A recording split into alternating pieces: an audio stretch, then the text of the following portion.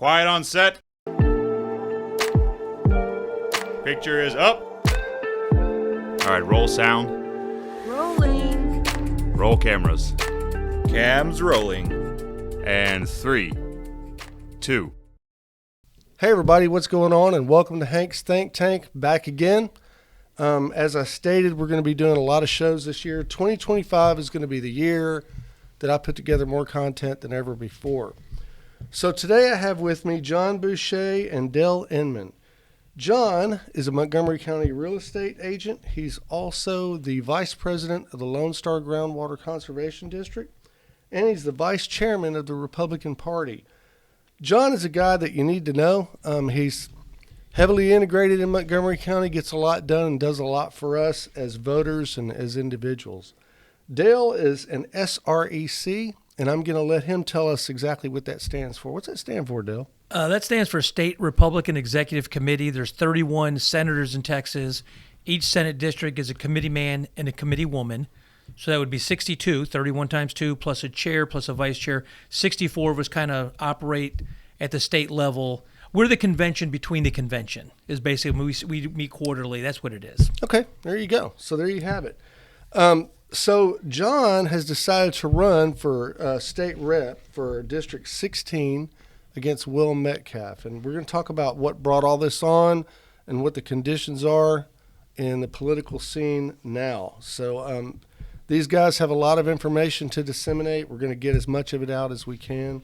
And good morning, gentlemen. How you doing? Good morning. A beautiful place. Thanks a lot. I appreciate it. So, Jon, what made you decide to run? I mean, it's a pretty big deal running for state rep, you know? It is, and it's the pay. It's got to be the pay. Yeah, well, you know how it is. I mean, you got to get rich somehow. Yeah, well, no, it's I think it pays like $7,000 a year or something like that. It's not wonderful. That's not why you're supposed to run for something like That's this. Right. Yeah, that's cheese money. That's it. Right. Yeah. Why did I decide to run? Well, I moved to House District 16 about 3.5 years ago, and love it there. I lived right outside the Woodlands before in Oak Ridge North for about 16 years. And, you start paying attention to how your rep represents you in the state house. And I guess I started getting a little concerned after the Paxton impeachment when I saw that the only legislator from Montgomery County that voted for the Paxton impeachment was my rep. And I thought there's no way he's representing his constituents in doing that. And so I called and I talked to Mr. Inman about it, and we actually scheduled a meeting with Mr. Metcalf in the aftermath of the impeachment after it was over with. And, we asked him the question, why did you do this? And he said, I thought people should hear the evidence. And I believe it was Dale said, well, what evidence? And I was like, yeah, this was in the courts. This should have went to the Texas Supreme Court.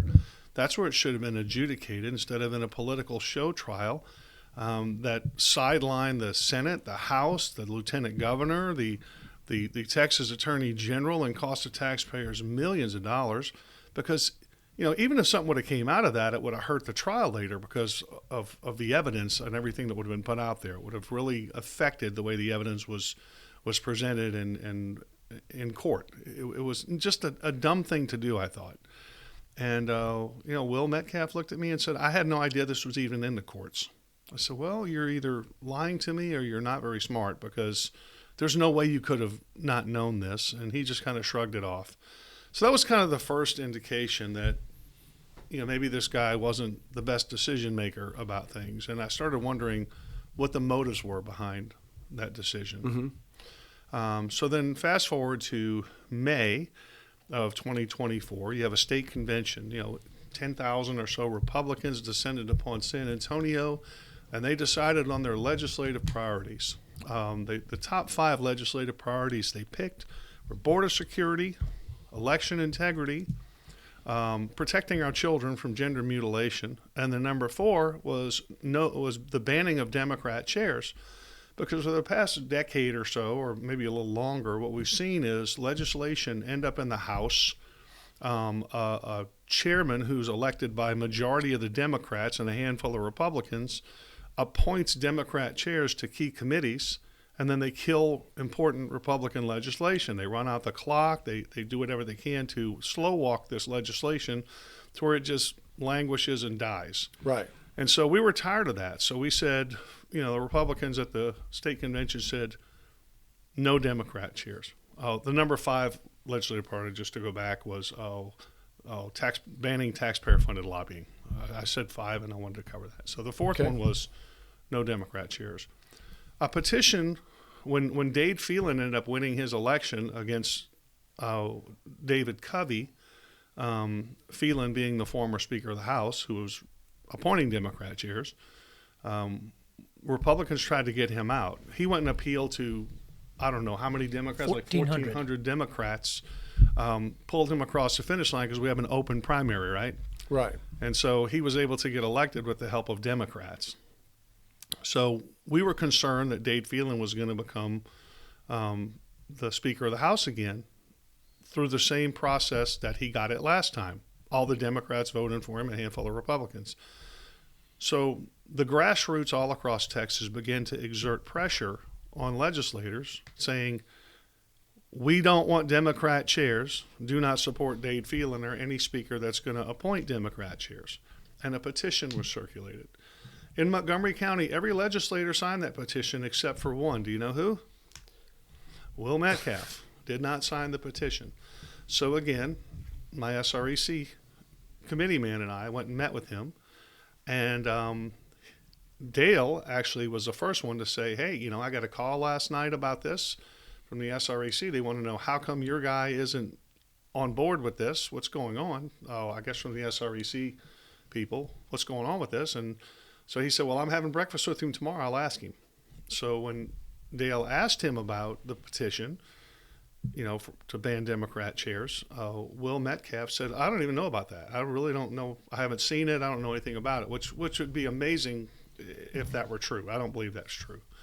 So Dale said, well, it just so happens, as luck would have it, I have a copy right here for you, and pulled it out and handed it to him, which he put face down on the table at first. And I said, why don't you read that? It's only a page long. So he reads it, and he promptly says, I'm not signing it. And I said, well, why would you not sign it? Is there something in there you disagree with? And he goes, not that I agree or disagree with anything in it. I just didn't have anything to do with drafting it, so I'm not signing it. I said, well, did you sign the Declaration? Did you draft the Declaration of Independence? I mean, is this something you believe in? And Dale said, there's thousands of pieces of legislation that you vote on that you didn't draft. So that doesn't really seem like a good excuse, Will. And he just flatly said, I'm not signing it. At which point, I believe it was Dale that told him, well, if you vote for somebody that's going to appoint Democrat chairs, you're going to get primaried. Mm-hmm. Mm-hmm. And he said, I promise you I will vote for whoever comes out of the Republican caucus, whoever that is.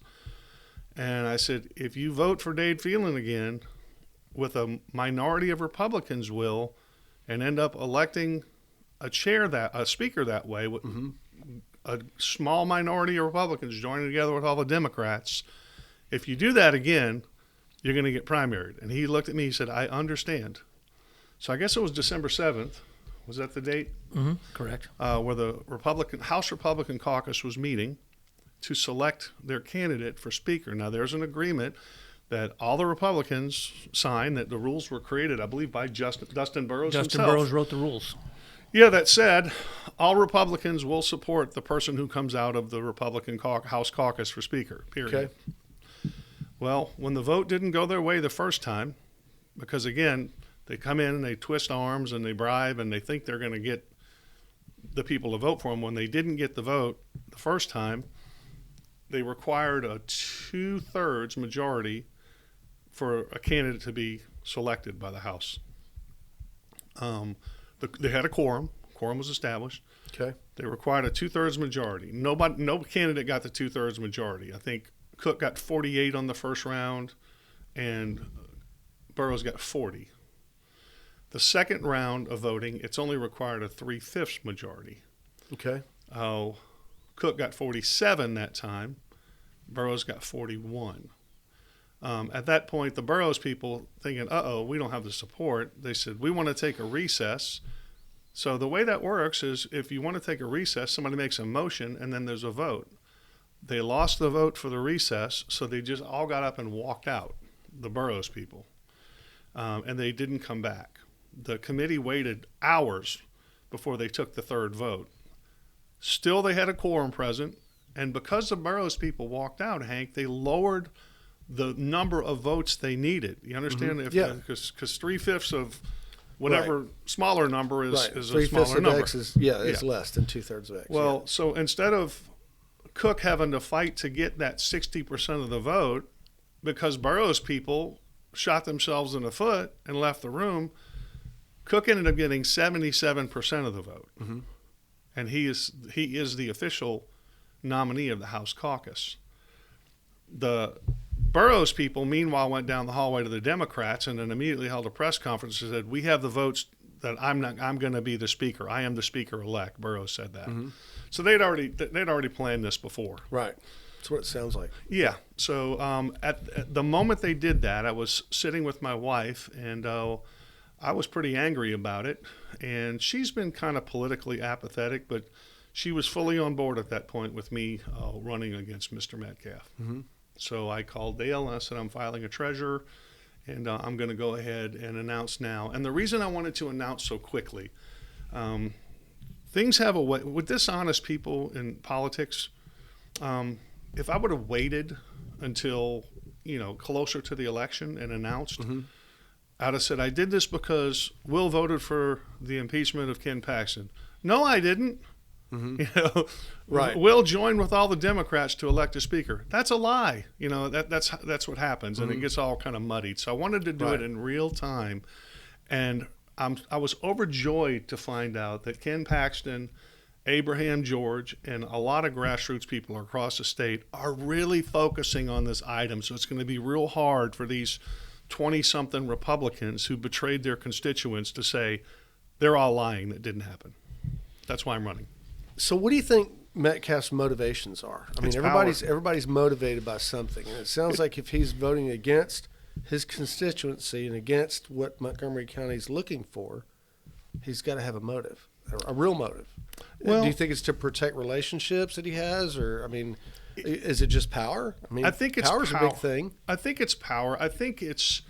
I think there are special interests up there, and there's this little fraternity of people in the House that have consolidated and wielded power for so long they don't want to let it go, because it makes them feel important.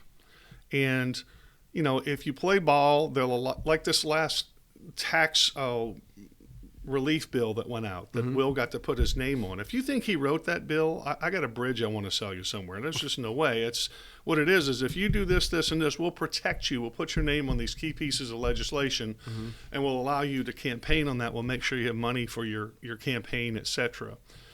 So they protect each other, and so I think that's the big deal. Is he likes feeling important. They make him feel important. They wine him, they dine him, they take him out.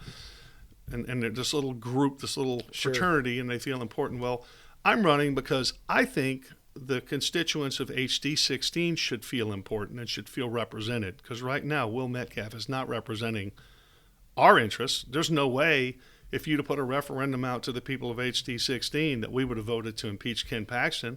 There's no way that we would have voted to elect a speaker that's going to appoint Democrat chairs. There's no way we would have asked our representative to go join the Democrats to elect a speaker, so he's not representing us at all. That's actually really, really interesting. And to get an idea of the inner workings of all that is, it's an education for sure.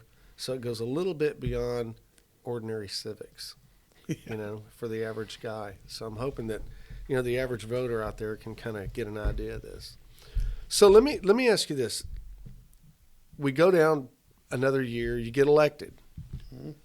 What types of things do you have in your own personal bucket that you say, okay, I'd like to pull this out and get this done. I'd like to get this done. Things that you think should have been done maybe even years ago. Well, I think one of the things, and this is not a new thing I'm just spinning at the table here. You can go look at my testimony before the Conroe ISD School Board. I believe we need a swift and certain recall process in place for politicians that go rogue. We've seen it time and time again where they'll stand in front of the public and say, I'm going to do A, B, and C. And then as soon as they get in office, somebody hands them some money or tells them they'll do this for them or their kid, and then they go the other way. So I think there needs to be a swift recall process. Keep in mind the House representative term is only 2 years. Right. So it'd have to be swift. So in the example of Mr. Metcalf, when he does this, I think there should be a process in place where the people of HD 16 should be able to recall him and elect somebody else. Through a special election? Yeah, I think, well, some process. I don't know if it's having the commissioner's court appoint. I just know there needs to be some mechanism in place for that. And not just for state legislators. So does an impeachment process exist at this point? No. No? Nothing? No, not for state legislators. Wow. No. So they can do what they want. Pretty much. And we've seen that here in the county. I mean, hey, you know, I said whatever I needed to do to get elected, and now, you know, we just fought this fight with the Republican chair here for the past couple of years because, and we would have people say, well, he got elected. Okay, well, if I went and applied for a job as a bookkeeper with a company, and I said, man, I'm a great bookkeeper. I know what I'm doing. I'm great at all this. And they said, okay, you're hired. We're going to pay you $100,000 a year in expense account and give you a car and everything. And I went and sat at my desk, and they came and dropped all the financials on my desk and said, get after it and say, I ain't doing that. I don't know anything about that. How long do you think I would last? Yeah, not too long. I think you'd be gone quick. But as elected officials, they just say, no, I was elected. So it doesn't matter that I can't do the things that I said I could do in the campaign trail. I just said what I needed to do to get elected. That's why I think a recall process is important. Yeah, I think so. That'd be number one. You know, the usual stuff that Christian conservatives fight for. I would like to abolish abortion. I think it's murder. I think it's terrible. You know, the centrality of family. You know, your faith, individual responsibility. All those things that we say we believe as Republicans, and I actually do believe that I fight for. Unfortunately, I would be in the minority in the House because there's probably only about 20% of conservatives in the House. Which brings us into another thing I'd like to talk about. Let's go. There's a letter going out from Wil Metcalf, and I don't believe he wrote it, but he's sending it out as if he wrote it.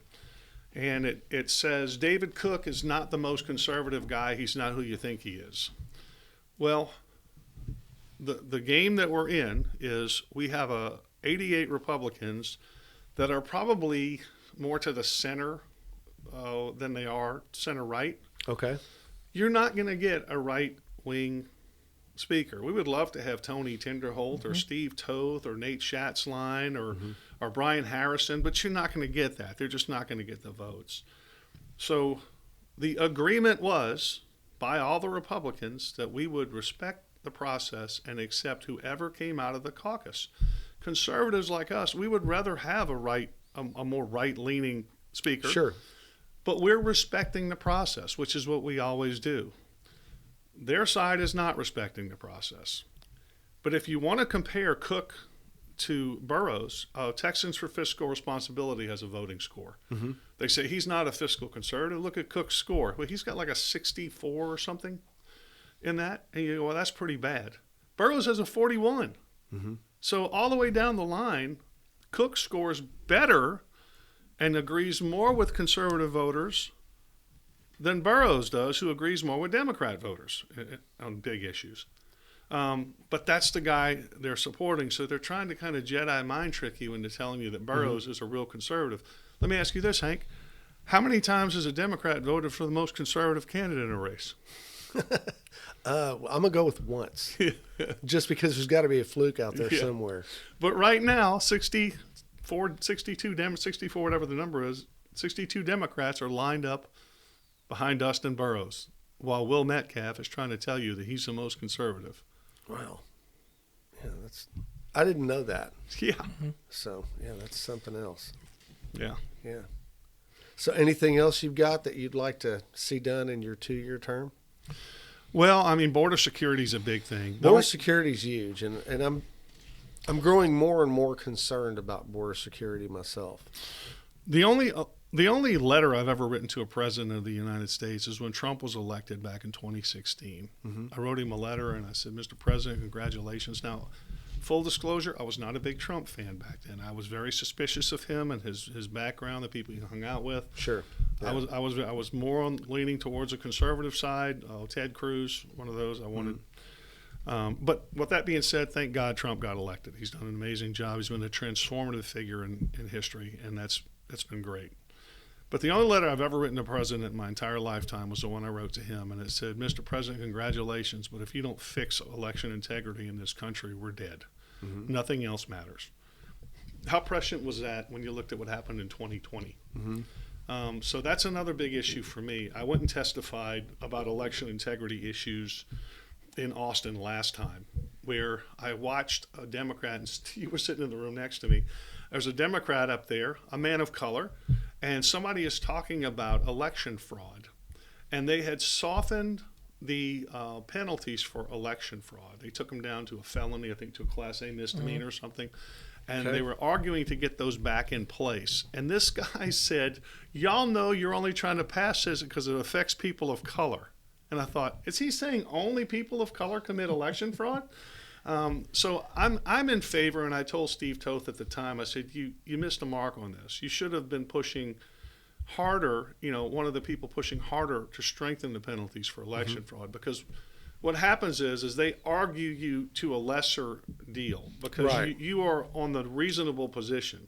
So I would have probably said, I'm in favor of strengthening the penalty to make it a jailable offense and maybe even a capital offense because they're trying to overthrow the government, and let them argue back to that felony instead of down to a misdemeanor. Because right now it's basically a slap on the wrist, and they get to go try again. I would take away their voting rights if you're committing voting fraud.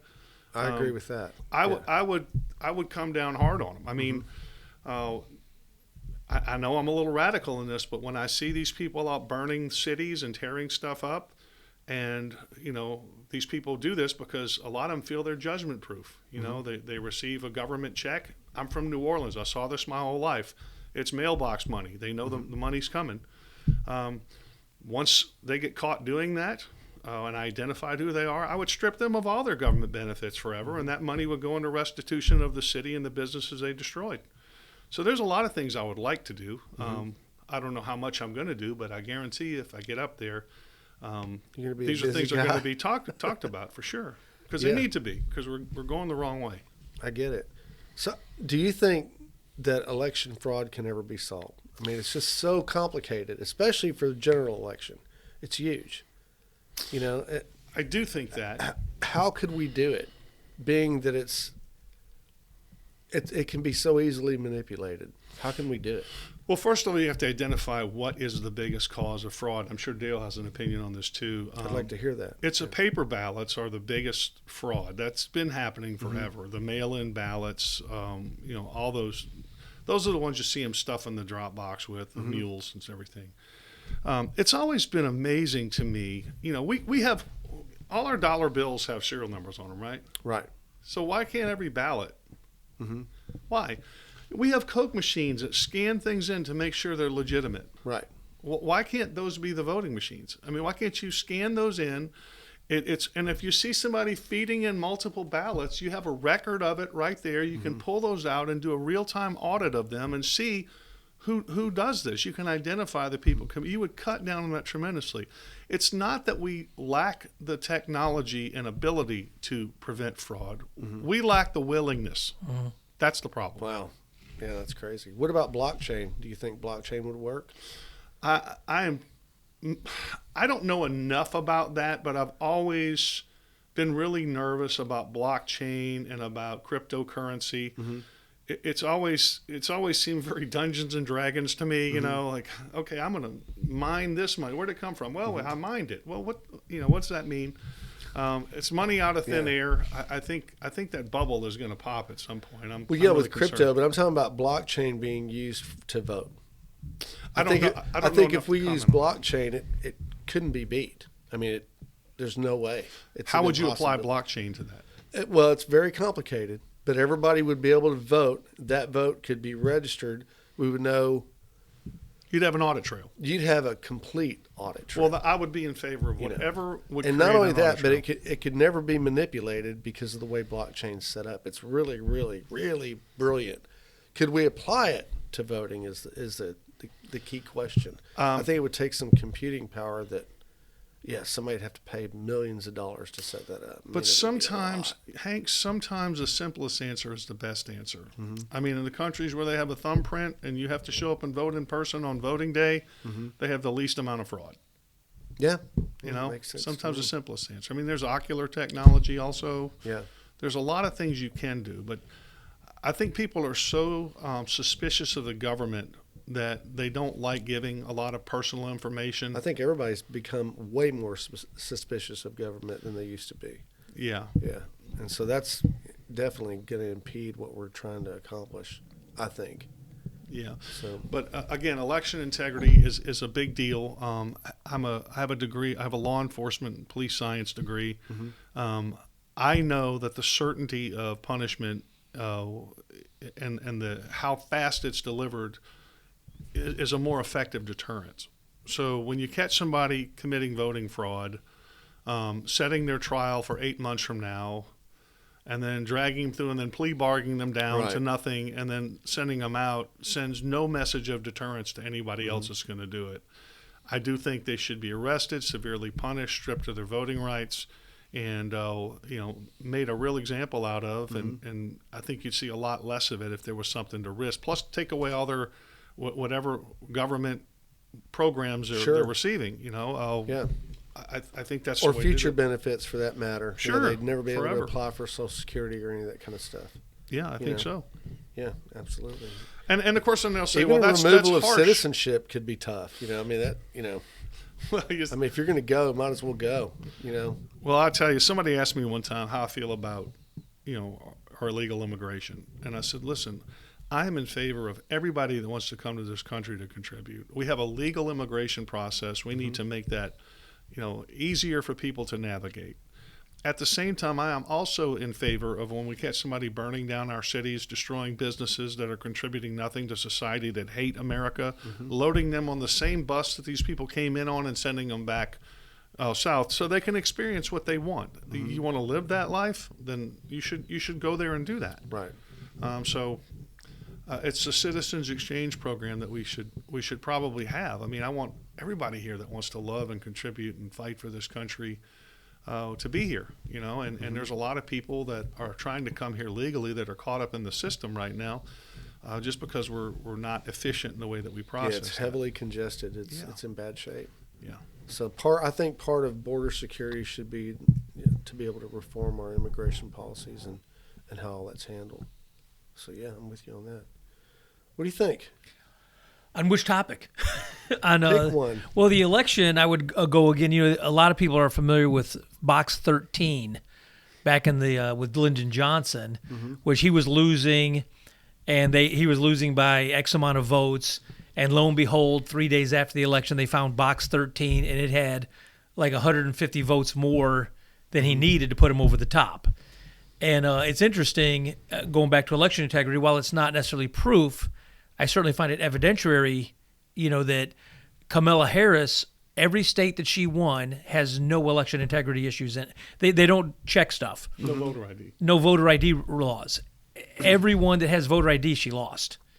And again, that kind of suggests that there may be something going on there. And I'm sure you've seen Dinesh D'Souza's 20,000 Mules. I don't know if you saw that movie or not. No. But as John was saying about stuff in ballot boxes, they have states that says when they were doing those kiosks where you could put your ballot in unmanned, untended. Just a kiosk. Just a kiosk, and you drop your ballot in. And they happen to have closed circuit TV like on shops and stores in the area. And they show this guy come up, and he's got a satchel full of ballots stuffing them in. With a mask on. He's got a mask on, and there's people saying, you can only put one in. Shut up, I'm doing what I want. And then they would see closed circuit TV around the country where people would take a picture of themselves with the kiosk behind them, and the Democrats were paying people to stuff the boxes and say, we want evidence that you were physically at that box, so take a picture of yourself. And you start seeing that stuff, and you say, clearly, I do not believe that Biden got more votes than Barack Obama, when you look at the last election. and you look at, he had no campaign, and he had the most votes of any president in the history of America, back in 2020. Right. And I think you may have seen that chart also, John. I know you saw it. Democrat vote. Yeah, Biden, all Democrat night vote, till 2 in the morning, the two arcs are going, and Trump is ahead. Mm-hmm. And then at 2 in the morning, the F curve. all of a sudden it goes. You see the blue line goes straight up, Mm-hmm. and then starts curving again. And they said, there was like 300,000 ballots that came in, and all of them, every single one, was for Joe Biden. And when you say, I think you're lying, then you get the name calling and the, Right. the obfuscation of what you're saying, and they try to cover it up. And it's like there's just no way that 300,000 votes came in at 2 in the morning, and every single one was Joe Biden vote. Yeah, that's unusual. And so I think election integrity is critical, because if you don't have your vote, everyone's vote who's here legally should carry the weight of one vote. One man, one vote. It's the nucleus of our democracy. It is. I mean, it really is. And I like what y'all were saying about maybe taking away citizenship.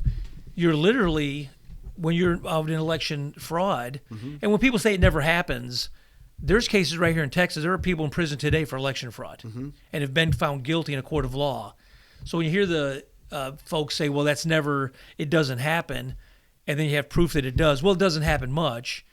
And then you show that it happens a lot. Then it goes into the name calling, and again, Right. you're racist, and it's that it's there. Yeah, it just becomes a political argument. Yeah, and I know, John, you had mentioned also one of your things a while ago. You were saying about property tax. I know that's near and dear to your heart. About part also of our democracy is private ownership of private property. And I know I pay about $15,000 a year in property tax, and I haven't paid yet. I wait till late January. It's due on the 31st of December. Right. Penalties kick in Feb 1. But I look at that. I've got to go to the government, ask permission to keep using my property for another year, and it just keeps getting more and more. Yeah, which kind of I think also ties in a lot to the border security issue. Our taxes are skyrocketing. I think because I put a post this morning, John. We talked about in California. I don't know if you saw that picture of the fires burning down the Hollywood sign, and out front they have a fire hydrant that has no water in it, but is painted the rainbow colors. Right. And it's like, Wow. this is where we invest our money. And then even California I heard they spent something like $16 million on illegals, giving them housing and food and education. $16 million in a quarter, I think It's it a was. lot. Yeah, it's quite And a then lot. they said we have no money for water to put fires out, though. So I think that property tax issue kind of ties in to the border issue, with the cost of things. Sure. But I was on the school board a few years ago, and in one 4-year window of Conroe, we went from like a $350 million budget with about $400 million in bonds. 4 years later, it's a $700 million budget with they're pushing $2 billion in bonds. Wow. And I thought, so in 4 years, the budget doubled Yeah. and the bond level quadrupled. What's happening? Right. Where's that going? Yeah. At one point, it's got to cap out. Yeah. Yeah. And when you see Yeah, the that won't student be growth pretty. is 5%, 10%. It just doesn't add up. But so anyway, so those are some of the topics I was thinking about: is the property tax. Again, what you all said, the border issues, as well as the election integrity. Those are some pretty critical issues. And of course, underpinning those main issues is the banning of Democrat chairs. Right. If you don't, you could have all the greatest laws written and signed on to, and if they never see the light of day, because these 26 Republicans are siding with 60 Democrats to put Democrat chairs in place that will just kill these bills. Yeah, and it seems like it's always the good legislation that gets bypassed or thrown away or just dies out. There's no will to do it. Yeah. Well, 2020 was revealing also. If you watch what happened in Georgia, there was obvious fraud in Fulton County, and everybody involved. We had people whistleblowing saying, "I saw it. I know it's there," and they said, "Okay, we counted, X amount of ballots." And you go, "Well, we want that audited." And they fought you, and then you go back finally and you say, "Okay, we counted them again. That's the same number." But that's not an audit. An audit is you go look for how valid each ballot is. It's not you recount the fraud ballot. Right. So I have another idea. What I'd like to see happen is these election administrators in each state should be held accountable for the evidence, the entire I think we should pay them a lot of money, and we should make sure that there's a uniform practice for auditing election results. In the states that refuse to follow federal law on how we, it says only U.S. citizens can vote for those states, I don't think we should allow their votes to count on the federal level until they comply with federal election law. And there should be a uniform audit process for all the states. You go in, you have to be able to track all the ballots. The ones that you can't account for don't count, basically, until you can verify or contact the voter that cast them. There has to be a way to do that. We saw in Florida when Alan West ran years ago. He was winning, and then election night, all of a sudden, all these votes poured in out of nowhere that not only eclipsed his victory, but took him right just a couple of votes outside of the margin of a recount. And he fought to get that recounted, finally got to the courts. Of course, there's a deadline that has to be certified by, and when they showed up, they said, oh gosh, all the machines got destroyed. So who's responsible for that? How about Harris County, where they were trying to audit the ballots and the warehouse caught on fire and all the machines and all the votes burned up? Somebody needs to be accountable for that. And right now, if we keep going down this road of, well, fraud happens, you can't prove it, you can't claim it's fraud because election hadn't been certified, which is another game they play. And then once election certified, you hear, what do you want us to do, overturn the election? Right. So there needs to be, I think we should pay every state's election administrator well, also hold them very much accountable because they're on the line for all this. So, for example, if you went to the election administrator in Georgia and said, hey, we're going to audit, Fulton County, and they go, well, geez, all the boxes burned up. Well, that's on you, buddy. Right. You're the one going to be prosecuted for that. Yeah. That's what needs to happen. But right now, nobody seems to be held accountable. And I know here in Texas, as an election judge for the last multiple years and cycles, when they say they can't audit because the machines are destroyed, there's two packets that we do here. One goes to Election Central. One has to stay with the election judge for 2 years. I've got multiple years of copies of all the election results out of my precinct, probably for the last 6 to 10 years. So when they say, well, the machines are burned up, well, where's your backup copy you keep off site? That's a pretty common, Seems like it thing should be that happens mandatory, in business. Yeah, absolutely. Have two sites separated with the data. And of course, there's 3,244 counties in America. And last cycle, John and I, we were sitting down looking through them. I narrowed down, when people say this is such a big task, there's only about 14 counties that fraud had to happen to overturn this last election. Really? It's not That's that small people of a think number. of all of America. Yeah.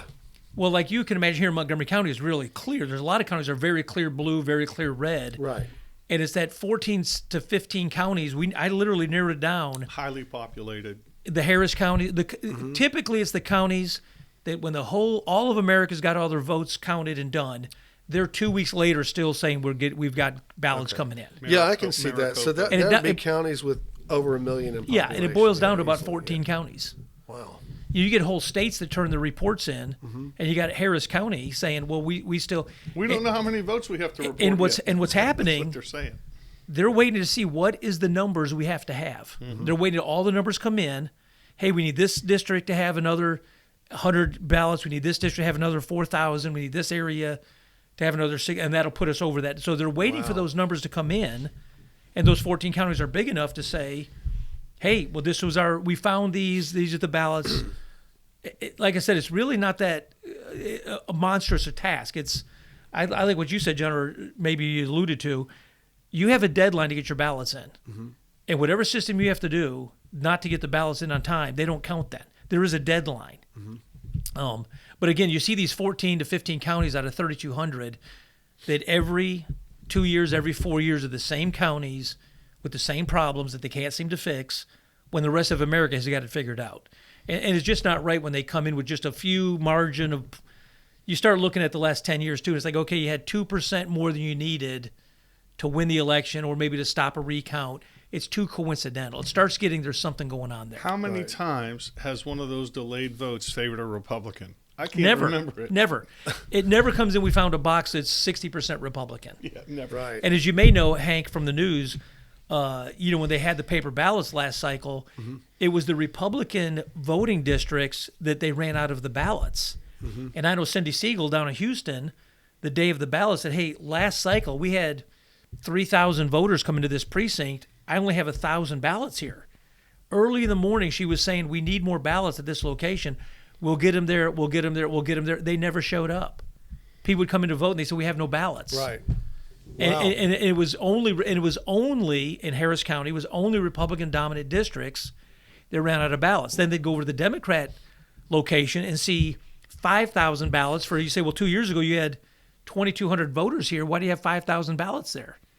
We'd like to get some. Well, those were given to that location. Right. You can't take them, but we're out.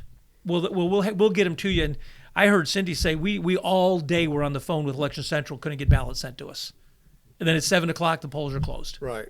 And when Wow. you see this over and over and over, we've got to have election integrity. Well, the no Democrat chairs things become more important than ever because remember how I mentioned how Dade Phelan got reelected with the help of Democrats?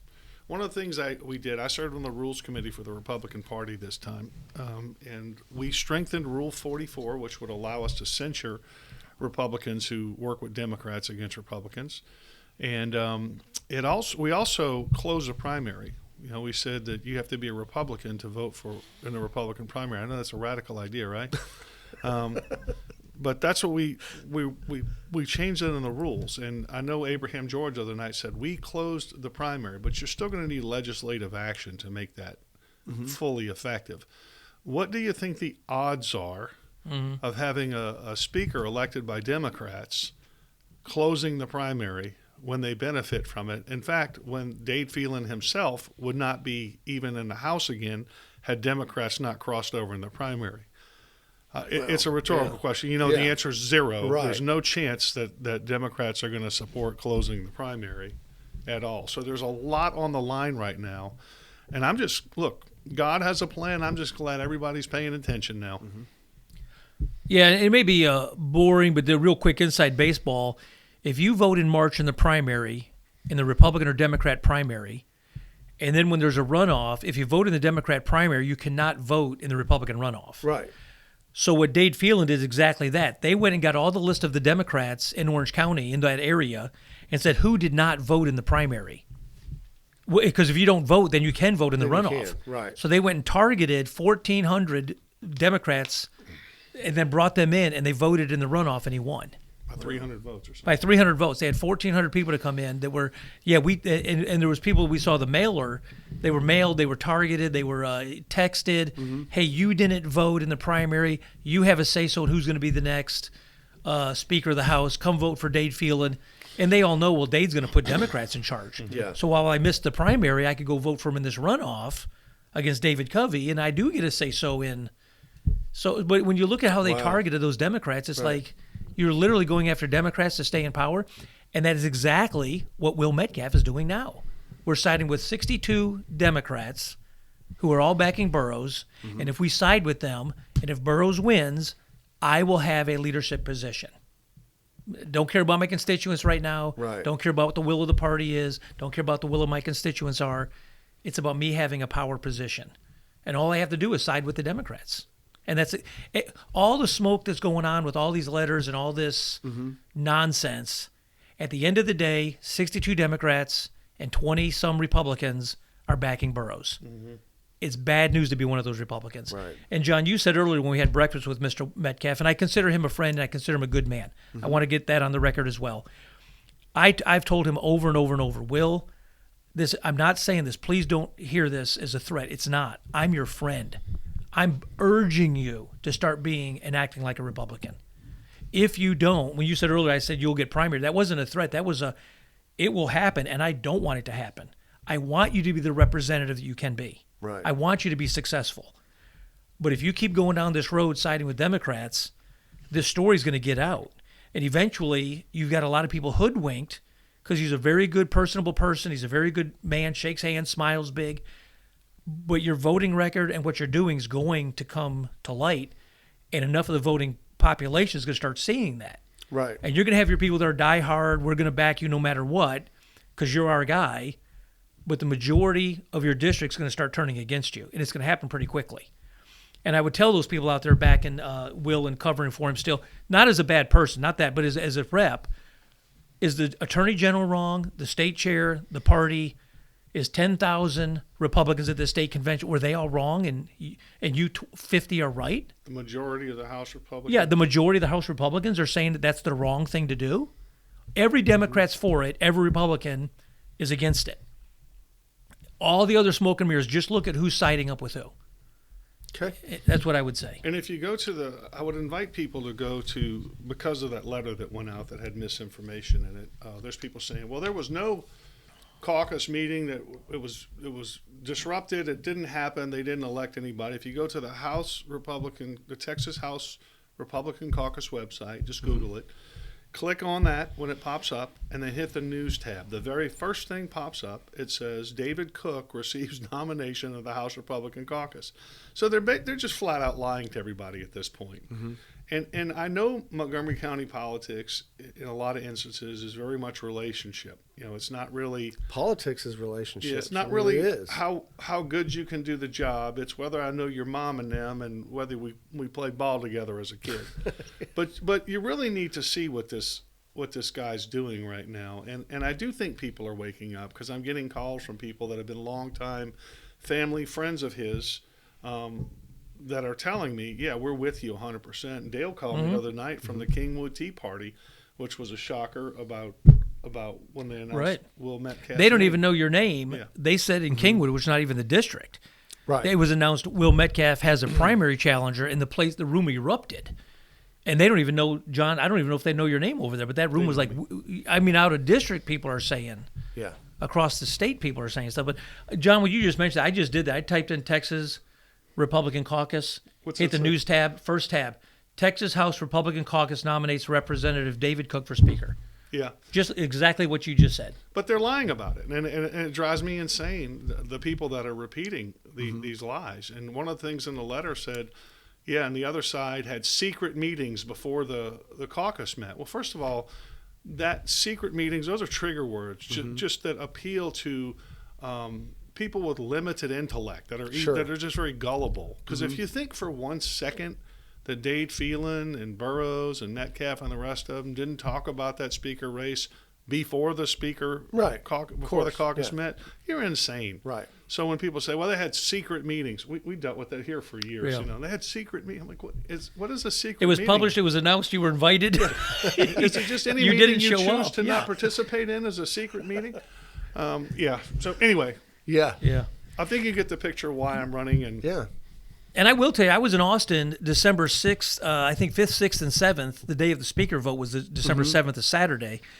That Friday night, I was in Austin, and we had a set of ears that were in the Democrat caucus. Burrows was in the Democrat caucus saying, if you elect me, I need your support. You elect me, I will give them chairs. I'll put you all in power. We will continue co-leading Texas. And so the next day, when they walked out of the meeting that they voted on, the body voted, no, we're not taking a break. Tom Oliverson's the chair of the caucus, really good man. And he said, there's a motion on the floor for a break. Does anyone want a break? Body says no. He said, we've got one more vote. We can be done in 10 minutes. We can be done in the time you're on break. We can have this done. And so the body said, no, we don't want a break. Immediately, they all stood up in unison and walked out, almost as though it was pre-planned. That 10 minutes turned into about 2 hours, according to the Republican caucus. So we sat there for 2 hours. They never came back. The next thing we heard was Burrows out in front of the camera saying, I have the votes to win. I'm the speaker-elect. How did he know he already had those Democrats an hour after the Republican caucus nominees? Because he was there the night before, and they pledged to him. And just so you know who they're making deals with, the guy, I can't think of his first name now, Chairman Wu, Gene Wu. He is the chair of the Democrat caucus. He is the most probably far left liberal, one of them in a Texas House. He's the one, when Trump had COVID a few years ago, said he'll be in jail or he'll be dead. I hope one of them happens. That's who Wil Metcalf is making deals with, the Democrat chair, making jokes about when Trump had COVID that he would die. Let me give you a bigger picture, too. There's a battle that's been going on in the Texas House for a few years now, and it is a struggle on behalf of people like Wil Metcalf and this little fraternity to undermine the Republican Party and weaken them so that they can enforce Republican principles and rules and hold Republican elected officials accountable. It kind of goes back to what I was saying earlier as well. I ran, I got elected, I won. You know, they borrow the Republican name. We see that in the county. Groups like the Republican Voters of Texas, they borrow the word Republican to trick voters into thinking they're the Republican Party, when really they're just a bunch of good old boys liberals who work with Democrats. Right. You know, the Republican Club, they use the word Republican like that. So in the House, back in the 88th legislative session, the last legislative session, there were a couple of bills that he and I went to Austin to fight against, and we were able to win with the help of Matt Rinaldi and a bunch of other conservatives, mostly from Montgomery County. Right. We had a contingency of about 20 there. We were the most Represented. aware, most represented. HB 1635 was a bill that would have allowed anybody to run as a Republican. It would have destroyed the freedom of association of the Republican Party. You could have had Beto O'Rourke running as a Republican, and the Republican Party would have said, we don't want you because you're, pro-abortion, anti-gun, open borders, you're everything we're against. And the Republican Party would have been powerless to stop them had this law passed. They even put into there another little poison pill in that legislation. They made it mandamus proof. So if an elected official is not doing their job, you can file a writ of mandamus to compel them to do their job. Well, they put that in that you couldn't even mandamus them. So, and if you did try to fight them, then they would strip the primary money from the Republican Party to conduct a primary and essentially bankrupt the party. This is a bill. Oh, by the way, the guy who authored that bill was Dustin Burrows. Wow. There was another bill, 4636, that would have turned the Republican Party into a dictatorial model, which would have obviated the need to even have a county executive committee, because the county chair would have made all the decisions, controlled all the bank and everything. Dustin Burrows sat on that election committee and passed that bill through. He was one of the biggest advocates of it. The bill was put forth by Angelia Orr, who's also one of the people voting with Burrows right now. So that's the battle that you're facing right now. And just today, David Luther, who stood up and lied in the elections committee, I watched him do it, stood up and said, all this bill 4636 will do is keep felons off the ballot. I'm reading this thing going, how can anybody be this stupid? He can't read this, or he's just lying. So he has sent a letter today because he talked to an attorney because the threat right now coming from Abraham George and Ken Paxton is, if you violate all these rules, and Rule 44 is a Republican rule that allows the party to censure you and they can keep you off the ballot. He wrote a letter, sent a letter today saying, my attorney says that y'all can't do this, and y'all would have to make the case that this interferes with the party's freedom of association, which is doubtful you would win. Well, I got news for him. Every courtroom across America, half the lawyers are wrong. I think the Texas Attorney General probably has a better idea of what will fly and what won't. But even if it won't, I don't know about you, Dale, but I want the fight to happen because we need to get something settled. Either the Republican Party has a right to operate and be an entity that has its principles and values enforced by the people that claim to represent those, or they don't. It's just a word. So I'd rather have this out in the courts so we can get this done and get it settled once and for all. So people will just stop saying, I'm a Republican and it means nothing. Right. They're destroying my party is what's going on. And the quick answer to that is, and I know you know this, Hank and John, but your folks at home, the Republican Party is a private organization. Right. We're simply saying, does a private organization have the right to say who its members are? And you've got people on the left saying, no, you don't. We can crash your party and do what we want in it. And again, as John said, that one 1635, you could have had a Beto O'Rourke show up and say, I want to run as a Republican and use a Republican brand. And by law, then, we would have had to accepted him on our brand. What does that do to the voting population? Well, he says he's a Republican. Right. Wil Metcalf says he's a Republican. Dustin Burrows, they say they're Republican. It's very, very confusing when you use that name when the average voter says, look, I'm trying to put groceries on the table. I'm trying to put gas in the car. I've got kids to raise. You're the Republican. Okay, that's who I vote for. Yeah, it's a simple way to dilute it. Yeah. That's really what it is. And it just gets so complicated and confusing. And then these big, long letters are being sent around and just throwing so much misinformation. It gets so confusing. And then when John stands up and tries to give truth and says, I know, John, I've known you for years now. I hear John say, well, that John's a liar. And I'll say, oh, can you point out what's a statement that is a lie? Why you just don't like him? Okay, well, that's a different issue. I don't like it. But I said, that's a different issue than he's a liar. But you hear that when you try to give truth, the only people that hate the truth, that hate truth speech are people that hate the truth. And it's just they're emotional, so tied into certain politicians, whoever it is, that when you give them a fact, it conflicts with their opinion. And instead of coming to the conclusion of education, I need to change my position, it gets hostile. Yeah. That's what I just don't understand. We've given a lot of information, probably fed people with a fire hose today. But let me give you my number. If anybody wants to call me and ask me any questions, I'm always available. I was going to get to that actually. So But my number is 281-907-3989. Again, 281-907-3989. That's not an answering machine. That's not a bot. That's not an office. That is my direct cell phone number. People can call me anytime. I get calls every day, people asking me about this race and what's happening. I'm happy to answer all those questions. Okay. Do you have a campaign website? Bouche for Texas. Bouche, BOUCHEFOR, Texas, all one word, .com. Okay. Easy to find. And there's a donate button on there. I know when Mitch Little ran against one of Dade Phelan's lieutenants or whatever, they spent over $1 million to try and hold on to that seat. Over $1 million. Yeah. I suspect Wil Metcalf, being the guy that goes on vacation with Dade and his family, they'll spend at least that much in this race. The good news is I don't have to raise that much. We have a very robust grassroots organization that's highly energized here. We have a lot of attention coming from the state. We have a lot of attention coming from Ken Paxton, Lieutenant Governor, the governor. And I'm getting a lot of support, but I'm probably still going to get outspent 10-1 in that race. Right, you're going to have to raise $100,000 against their $1 million. So anything people can donate will help out tremendously. I'm not a super rich, wealthy guy, but I'm willing to stand up and do the right thing. There's a right way for the right reason, because I believe in protecting the Republican Party and protecting Texas. There you go, and I can respect that. Anybody that runs for any facet of government has my respect, because you're sticking your neck out, and it's a tough thing to do. Yeah.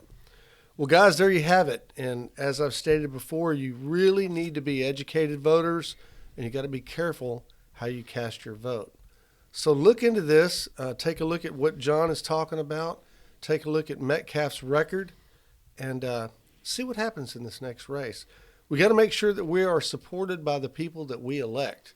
If not, what's the point? And don't just vote for a name.